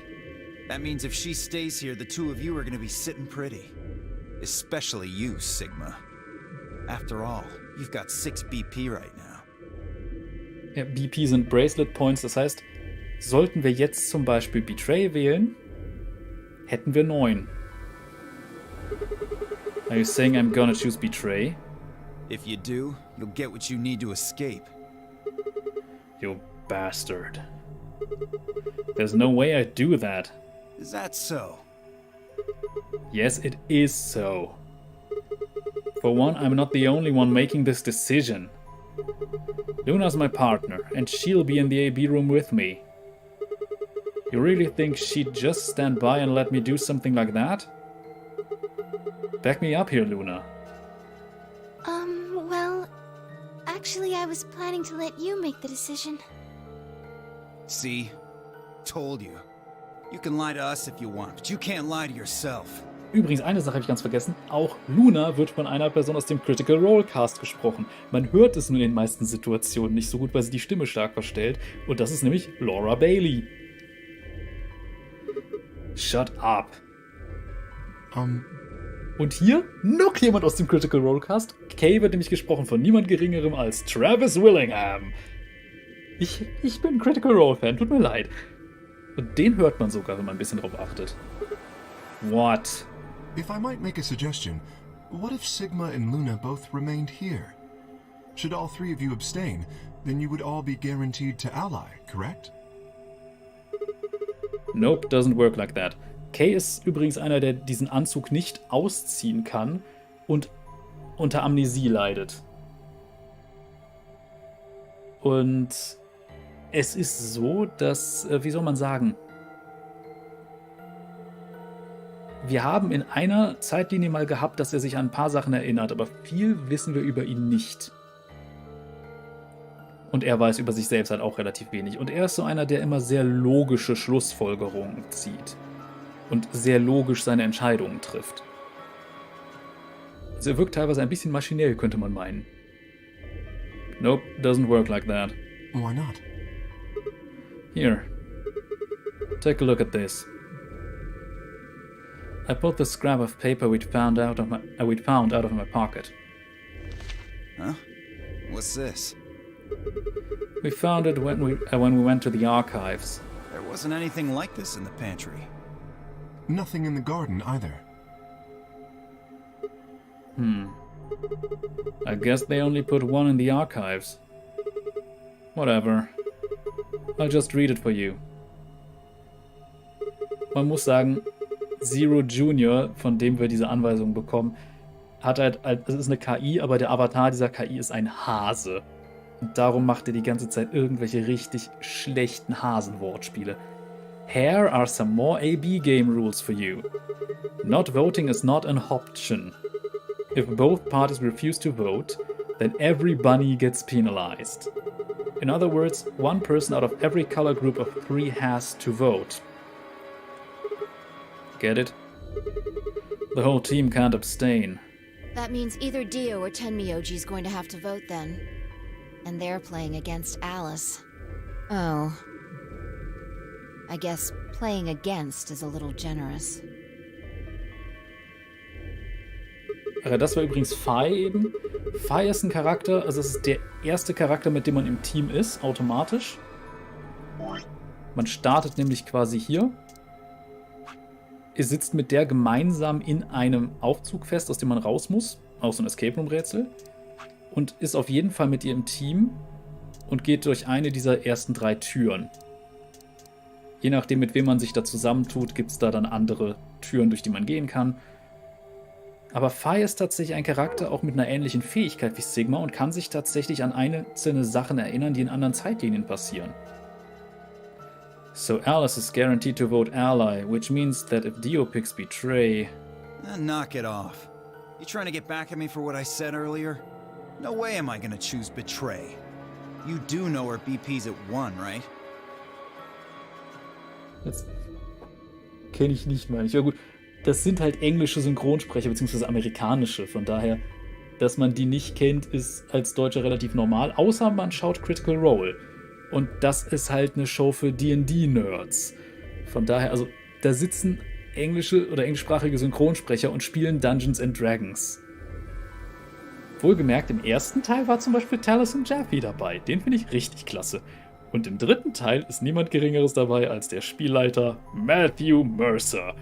der eigentlich gar nicht mal so heißt vom bürgerlichen Namen, aber das ist egal. Das ist ein Künstlername, den nehmen wir so. Von daher. Aber gut. What do you think would happen to her if I did that? Anyone whose VP drops to 0 gets penalized, just like when you break the rules. Das ist übrigens Zero, also Zero Junior. I wouldn't put it past you. What? Cool it, boys. Tenmyoji, der mit Abstand älteste in der Runde. Wir wissen nicht wirklich viel über ihn, außer dass er überraschend viel weiß über viele Dinge. Und er ist halt in Begleitung von Quark da aufgetaucht. Quark ist halt ein kleiner Junge, der ihn immer als Großvater bezeichnet. Ob die wirklich verwandt sind, wissen wir bisher nicht. Aber Tenmyoji weiß ein paar Sachen augenscheinlich über Radical Six. Und er weiß auch aus irgendeinem Grund Dinge über Clover und Alice. Und vor allem ist es so, dass er Clover aus irgendeinem Grund vertraut. Und wir wissen nicht warum. Weil sie kennt ihn definitiv nicht. Don't worry. I'm gonna be in that room too. I'd planned to stay here with Quark, just to make sure he was safe. But it doesn't look like I'm gonna have that luxury. I can't trust Dio to make a decision for all three of us. That means we're gonna be sharing a room, bucko. I've got my eye on you. Happy now, Sigma? Yeah, thanks. That's a relief. Exactly. Oh man, everybody's against me. Whatever shall I do? Can't be too careful. Übrigens, wo man diese Leute, die ich erwähnt habe, unter Umständen auch hört. Jetzt Rick und Morty? Nein, Rick und Morty nicht. Was ich jetzt sagen wollte ist, also sowohl den Sprecher von Dio, als auch den Sprecher von Kay, als auch die Sprecherin von Luna kann man in einer Serie aktuell hören, die relativ beliebt ist, die nämlich auf Critical Role basiert. The Legend of Vox Machina. Da ist jetzt inzwischen die zweite Staffel dabei, so im Wochentakt released zu werden und ach, es ist schön. Aber man merkt halt wirklich, es ist einfach eine D&D-Kampagne, die da verfilmt wird, weil entsprechend bekloppt sind die Charaktere teilweise, aber es ist wundervoll. Ist ein bisschen schade, dass man weder Ashley Johnson noch Sam Riegel oder Marisha Ray in den Spielen hier hat, aber man findet die immer wieder in irgendwelchen Spielen. Gerade Laura Bailey zum Beispiel hat also im Englischen zumindest halt in Gears of War mitgesprochen. Ashley Johnson war zum Beispiel Ellie bei The Last of Us. Und wen gab es sonst noch? Also Sam Riegel war, naja, Phoenix Wright in Ace Attorney. Also er hat nicht viele Sätze gehabt, aber Objection! Sowas. Das war der. Aber gut, weiter. I wouldn't want to see Alice killed by an unfortunate accident. What do you mean, accident? Oh! Tenmyoji, before we went into the CDs, you told Alice there was something you wanted to tell her. What was it? Huh? Oh, that, well, I mean, look, it wasn't important. Just forget about it. 5 minutes remain until Ambidex game polling closes. Time's running out, people. Clover and I will stay here and keep an eye on Alice and Quark. Everyone else needs to go. What? You're staying too? Yeah. Something does happen. Clover might need a hand. Aren't you solo? You're playing against Kay and Quark, but with Quark out, that means Kay would get to decide this whole round. Are you saying that you trust me? Yes. Even though I have 6 BP? Yes.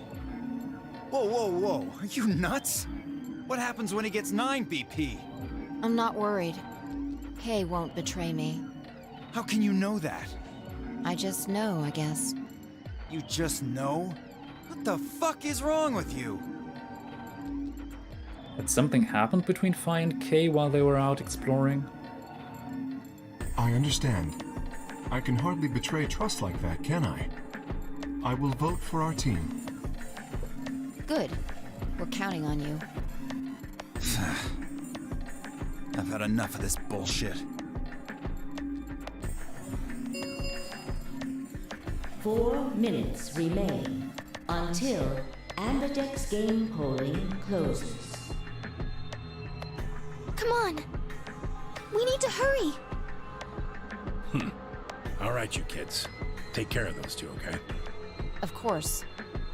We promise. Aber jetzt habe ich auch gesehen, was weggedrückt. Moment. Aber man kann jetzt zum Glück ein bisschen. So. With that, we were off. I give one last quick nod to find Clover before heading back to the warehouse at a dead run. Ich muss gestehen, ich habe eben kurz was anderes nachgeguckt. So. Und jetzt kommt gleich eine Entscheidung. Und das ist eine Sache, die ich dann gerne Leuten im Chat überlasse, wenn denn Leute da sind. Ansonsten würfel ich. Everybody ready? I'm going to open my AB gate. Although I guess that doesn't really matter. Dio already opened one earlier. Then only you and I remain. Right. Okay. Let's go.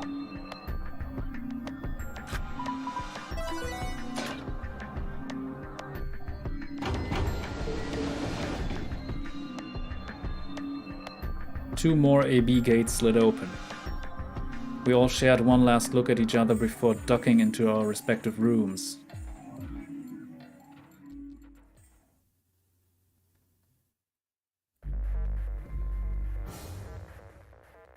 Yeah, the Ambidex game will now begin. To enter your vote, bla bla.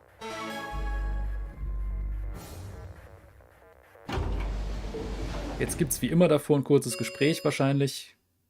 2 minutes remain until Ambidex game polling closes. What are you going to do? I mean, how are you going to vote? No question. If Clover isn't voting, then she's defaulting to ally. Betraying someone who isn't even playing hardly seems fair. Of course, I think so too. I'm just glad to hear you say it. Luna ist einfach sehr gutherzig. Und ich glaube, sie ist tatsächlich ein Charakter, der in den allermeisten Situationen Ally wählt.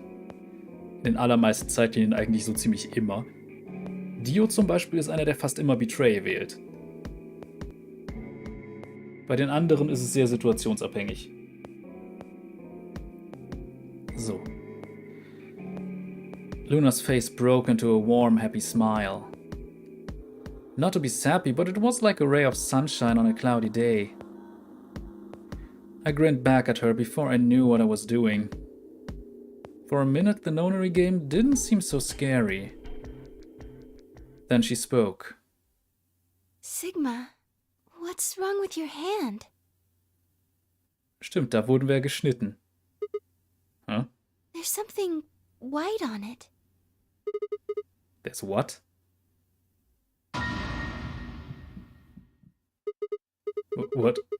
What the hell is this? For the first time since I'd found Alice in the crew quarters, I looked down at my hand. Across the palm was some sort of strange white liquid. For a moment I thought I'd somehow touched some white paint or something similar. But the truth was far stranger. The liquid was coming from my hand.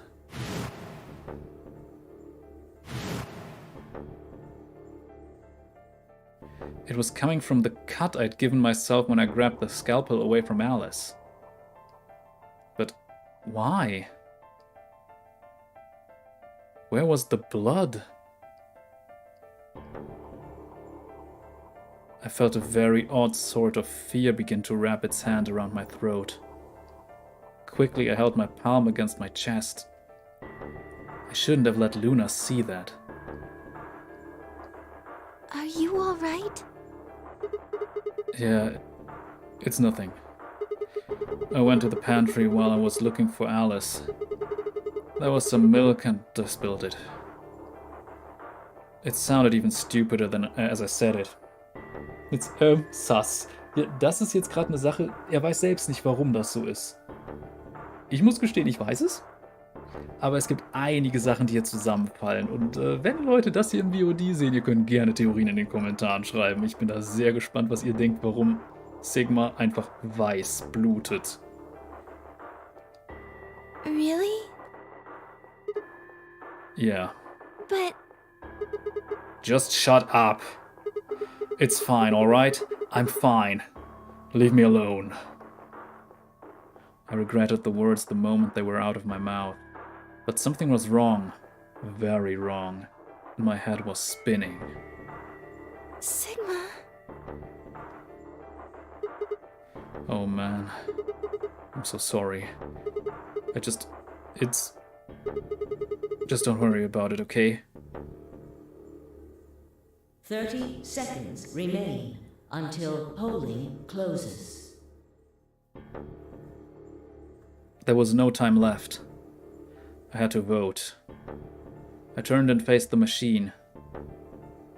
I took a few deep breaths, but the chaos in my mind refused to calm itself. Calm down. Just calm down. You need to think about the AB game right now. Just forget about your hand. Who was I kidding? There was no way I could forget about something like that. 10 seconds remain until Ambidex game polling closes. 9, 8, 7, 6, 5, 4, 3, 2, 1. Und jetzt kann man wählen. Wie gesagt, wir spielen gegen Clover und Clover macht kein Voting, das heißt, die nimmt automatisch Ally. Sowohl Clover als auch wir haben jeweils 6 Punkte. Luna hat, glaube ich, nur einen gerade. Jetzt ist es so, wählen wir also Ally, kommt Luna auf 3, wir kommen auf 8 Punkte. Wählen wir Betray, kommen wir auf 9 Punkte. Jetzt interessanter, wenn man Betray wählt. Okay, dann nehmen wir mal. Vote has been recorded. Please wait. Round 2 of the Ambidex game has been completed. Results will be displayed in the warehouse. Thank you for your participation. Ambidex gates now opening.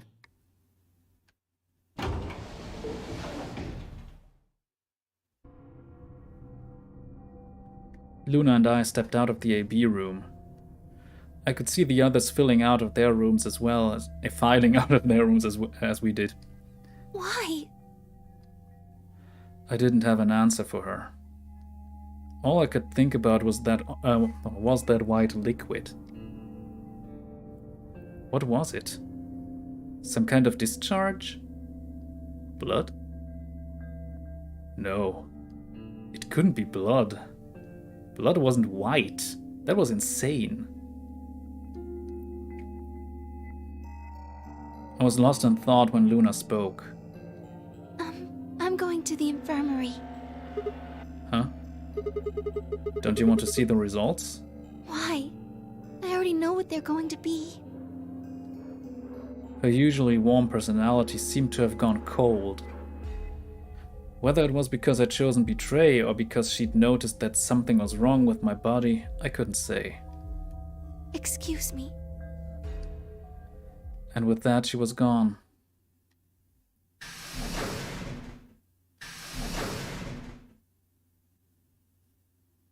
I turned back to the projection.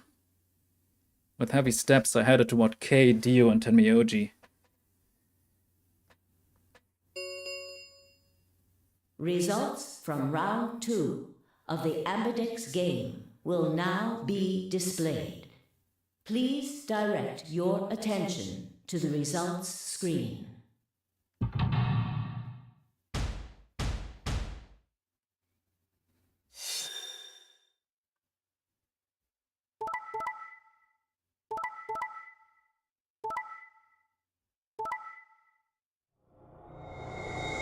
Ach nee, Luna hatte 5 Punkte.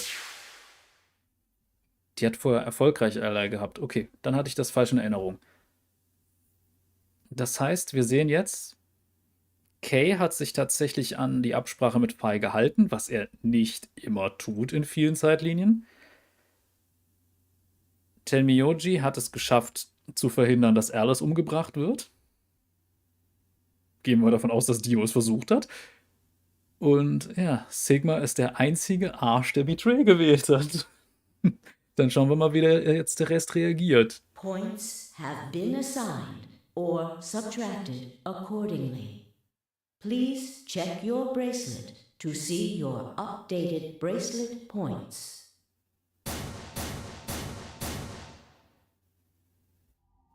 What the hell? Sigma has 9 BP? See? I told you! The bastard's finally showing his true colors. What the hell are you doing? Clover isn't even voting. I have misjudged you. I never thought you would do something so cowardly. There was nothing I could say. I had chosen Betray of my own volition. But had I really? Had I really pressed that button of my own free will? The more I thought about it, the more I felt as if some other force had guided my hand to the button. Perhaps it had been fear? I was scared by the white fluid that had appeared on my palm.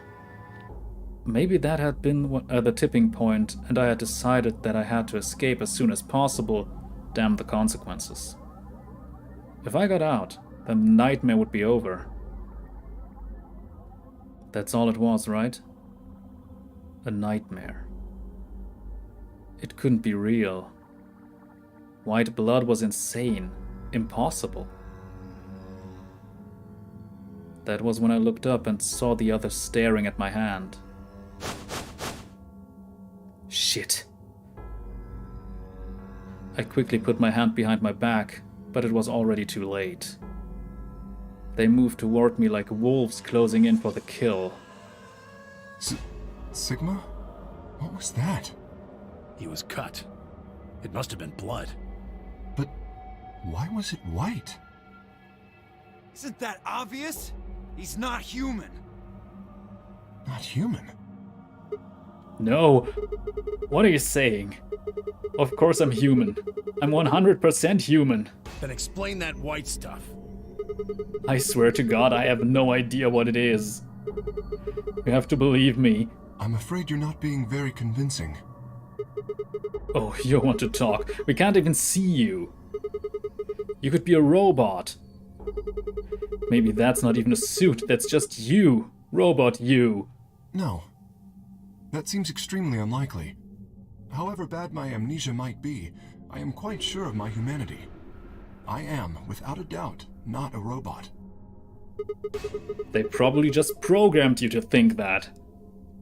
Alright, it's pretty obvious this guy's dangerous and probably unhinged. We should take him down. I agree. Looks like there's no other way. Now that he's got 9 BP from stabbing Clover in the back, there's a good chance he'll try and get out of here by himself. Hey, hold on a minute. Let's not do anything rash. Huh? I didn't have a choice. I spun around and ran for the number 9 door. No, I don't think so! Shit! Let go! Let go of me! I was no match for all 3 of them. Before I could take 2 steps, I was on the floor, pinned. The desperation was only getting stronger, however, and I writhed and twisted in a futile attempt to get free. God damn it, you have to let me go! This is all some kind of mistake. A misunderstanding. It's a conspiracy. So, there's a conspiracy to turn your blood white? You're a funny guy. Stop trying to get away. It's over. Shit. Get off me. Let me go! If you won't calm down, then you leave me no choice. I'd hoped we could avoid this. Try not to struggle too much. No! Don't!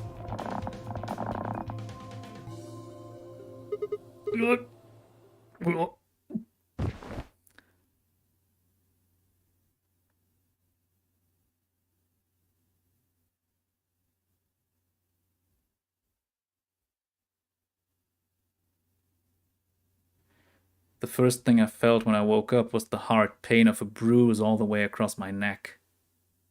K must have suffocated me. My head felt like it had been stuffed with cotton, and I had to put out a hand to steady myself as I stood up. Where am I? Is this the infirmary? How long had I been out? My foot bumped into something and I looked down to see the injection gun. A glass vial labeled Soperol was still attached to it. The anesthetic. After choking me, they'd made sure I wasn't getting up in the near future. That meant I could have been asleep for a long time. Where is everyone? I glanced around the room.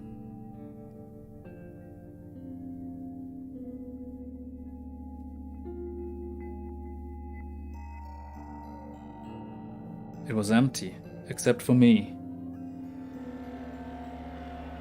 It took me a moment to realize what was especially odd about that.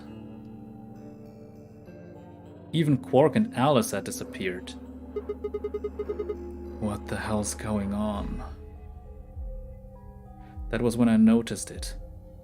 Quark and Alice weren't the only things that had disappeared. Two other things. Two other very important things were also gone. My bracelet and my left hand. For a long moment I just stared, dumbstruck. What I was seeing couldn't possibly be real. But there it was, a smooth cross-section of my arm where a hand should have been. A thick white liquid dripped slowly from the stump. What is this? Oh Gott, oh Gott, oh Gott, oh Gott. Ich werde jetzt nicht losschreien. Aber a scream clawed its way out of my body, taking my mind with it. Then after that, nothing. Yep, das ist eine Game-Over-Stelle. Diesmal richtig. So, wir speichern. So, und gehen zurück zum Flowchart. Tja, das hier ist ein Game Over und wir sehen, die meisten Sachen haben hier eine entsprechende, also man sieht es bei den Game Over Titeln immer, das ist immer eine Route, die zu einem Charakter gehört. Und ja, tatsächlich, weil es 9 Routen gibt, gibt es entsprechend auch eine Sigma-Route, obwohl Sigma unser Point-of-View-Charakter ist. Und das war das Sigma Game Over. Wenn wir jetzt Ally gewählt hätten, wären wir hier runtergegangen. Wohlgemerkt, es gibt immer genug Stellen, wo plötzlich noch was anderes darunter auftaucht. Also das heißt nicht, dass es dann an der Stelle endet. Wir haben bisher nur ein Charakterende tatsächlich erreicht. Das war das Dio-Ende. Sonst hatten wir immer irgendeinen Stolperstein im Weg. Also wir haben aber so ziemlich alle anderen schon ausprobiert. Also nicht alle, aber fast alle. Hier zum Beispiel beim Luna-Ende hatten wir einen Weg nach unten und hier müssen wir ein Passwort und eine ID finden, bevor wir das machen können. Wir hatten hier das K-Game Over und hier sind wir immer noch ein bisschen, ja, wir stehen da immer noch auf dem Schlauch. Das Dio-Ende hatten wir, wo wir einige sehr interessante Sachen über den Kerl rausgefunden haben, unter anderem, dass er mehr als Saboteur ins Spiel eingeschleust wurde und eigentlich keiner ist, der entführt wurde und jemanden dafür sogar umgebracht hat. Tenmyoji haben wir auch wieder eine Stelle, an der wir nicht weiterkommen. Dann haben wir hier das Clover Game Over. Das heißt, das hier ist die Clover-Route. Dann müsste das die Alice-Route sein, die wir bisher noch gar nicht probiert haben. Das hier war... Oder ist das die Quark-Route und das ist die Alice-Route? Ich bin mir gerade nicht sicher. Ja, hier Cyandor ist mit... Ja, das ist mit Alice. Genau, die gelbe Tür war Tenmyoji. Das heißt, das ist die Alice-Route und das ist die Quark-Route. Okay. Das hier ist dann die Sigma-Route und hier haben wir die Phi-Route. Das Problem ist, jetzt müssen wir natürlich erstmal schauen, wo wir weitermachen. Wir können natürlich einerseits hierhin zurückspringen. Wir können hier hinspringen und sagen, wir entscheiden uns hier anders. Oder wir können sogar noch einmal diesen Weg gehen zu einer Route, die wir noch gar nicht gemacht haben. Aber diese Entscheidung treffen wir beim nächsten Mal, denn ich denke, angesichts der Uhrzeit reicht es erstmal für heute. Und ja, an Marlon, ich kann nur empfehlen, schau mal einfach in die Playlist rein. Da, wenn du das von Anfang an siehst, es ist eine Menge Zeug, gebe ich offen zu. aber dann ergibt viel mehr einen gewissen Sinn. Ansonsten kann ich auch empfehlen, den ersten Teil anzugucken. Das ist richtig geile Story und richtig coole Sachen, die darin vorkommen. Von daher, ich kann es generell einfach nur ans Herz legen, sich diese Reihe mal anzugucken oder vielleicht sie einfach selber mal zu spielen, wenn man die Zeit findet. Aber gut, wie gesagt, wir sehen uns beim nächsten Mal wieder. Bis zum nächsten Mal. Ach ja, morgen geht es übrigens weiter. Endlich mit Curse of Strahd. Da freue ich mich richtig drauf. Aber gut, jetzt bis zum nächsten Mal. Cheerio!